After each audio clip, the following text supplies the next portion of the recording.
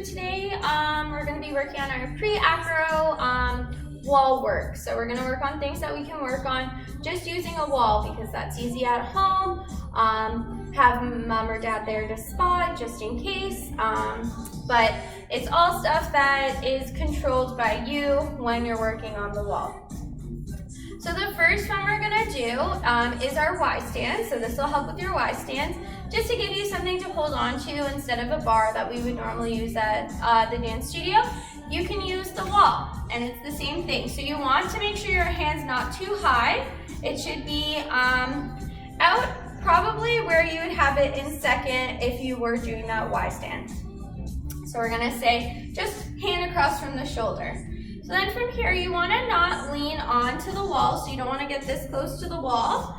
You want to try and hold your body up super, super tall, squeezing those tummy muscles. We're going to find our turnout, so heels together, toes apart.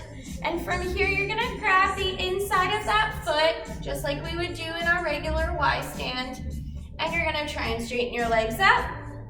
And try not to use the wall too much. It's just there for a little extra support. And if you feel good, you can take it off and put it back and come back down. Okay, so those are our Y stands.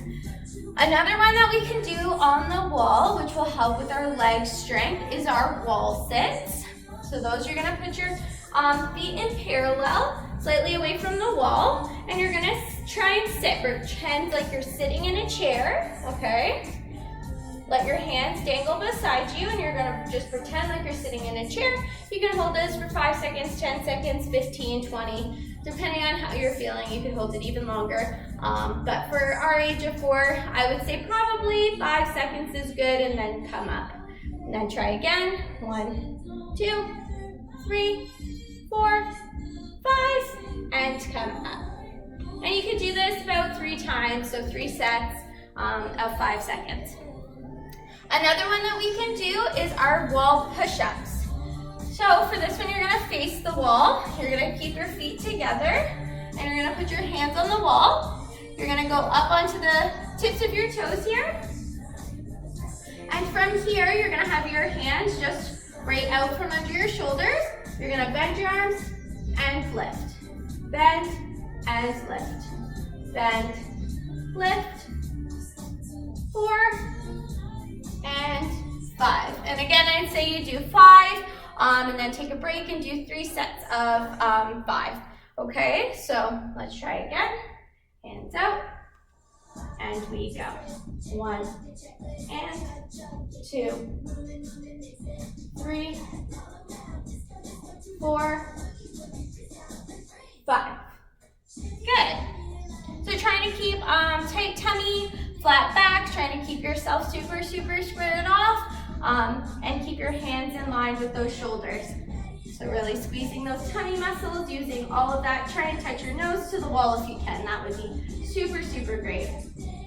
1, 2, 3, 4, and 5. Okay? So do that 3 times with 5 each. Okay, so the next thing that we can work on the wall is also our scorpion, or our baby scorpion. So again, this is just giving us a little extra support so that we can focus on what our legs are doing instead of focusing on holding it so much. For holding, you can just try doing your passe, so 1 toe up, and just trying to balance. Or you can stand on 2 feet and try and go up onto those tippy toes and try and balance like that too. That can help with balance, but this is so that we can just focus on what our legs are doing. So for this one, you put 1 hand on the wall, okay? You're gonna take your front leg, you're gonna bring it back, you want those knees kissing, and you're gonna hold that ankle. Okay, so you wanna try and keep your hips smiling at the wall, try and keep your shoulders smiling at the wall, and you're just grabbing that foot. If you feel like you have this super, super good and it doesn't hurt and you can do it just fine without anything coming out of place, you can try and pull that leg back a little bit, still keeping the shoulder pressing forward, keeping the hip pressing forward. Don't let anything change. Keeping that knee in, you don't want it to come outwards. You want it to stay in, keeping everything super square to the wall. And down, and close, and then we can do the other leg.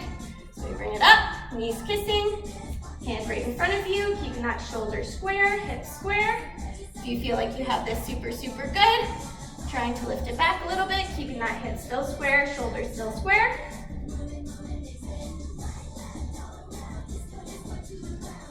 And point, and down. And again, if you feel like you have that super great, you can try lifting the leg even higher.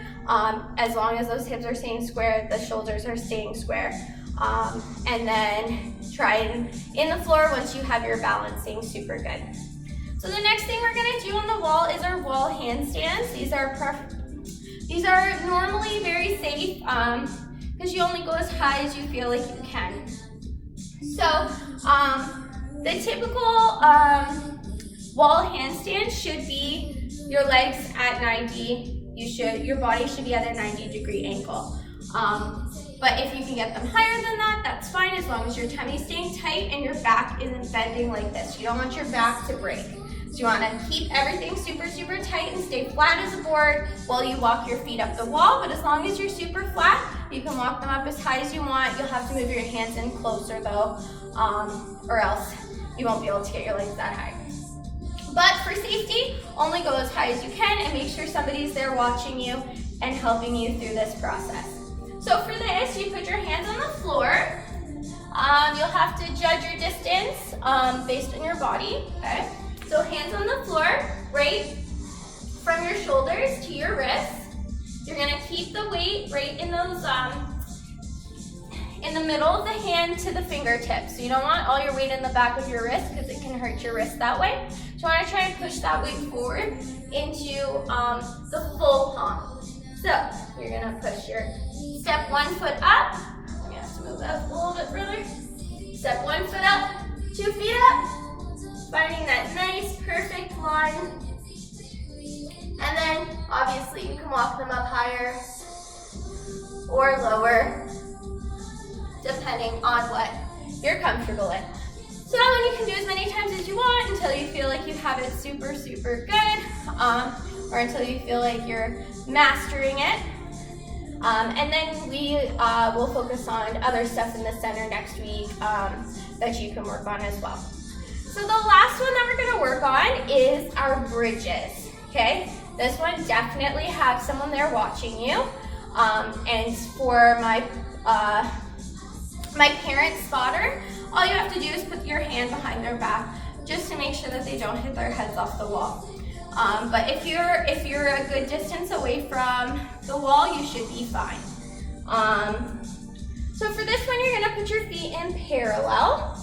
You're gonna put your arms out, extended. Now you wanna start with your head first. You wanna look where you're going. So your eyes are gonna tell you where you're going, and they're gonna tell you if you're too close or not. So then, if you're too close, you can stop yourself before you start. So we're here, we're gonna look back at the wall. Then once we feel comfortable, we're gonna bring our hands, we're gonna touch the wall, and we're gonna push ourselves back up. Using those tummy muscles, really squeezing. The more comfortable you get with this, the further down you can go, the better your bridge will get. But to start, only go as far as you can and have somebody watching for sure. So let's try again. We're here. Arms out straight, tight tummy, tight bum, tight leg. Don't let your legs bend. Keep them nice and straight. Looking eyes back. Try and find the wall. And push yourself back up. So it's just a touch and a push, touch and a push. And this will help get with getting our bridges. So getting our bridges from standing instead of from laying on the floor. Because I know she has a super good bridge, so if she practices these enough, she'll have her bridge in no time. But please make sure that it's all safe, everybody. I don't want anybody getting hurt, so make sure everything is done safely and someone's there watching and able to help her through these processes. But so that's all for today. Thank you so much. We'll go over some more stuff next week. I miss you so much, and I hope you're doing super well. Thank you.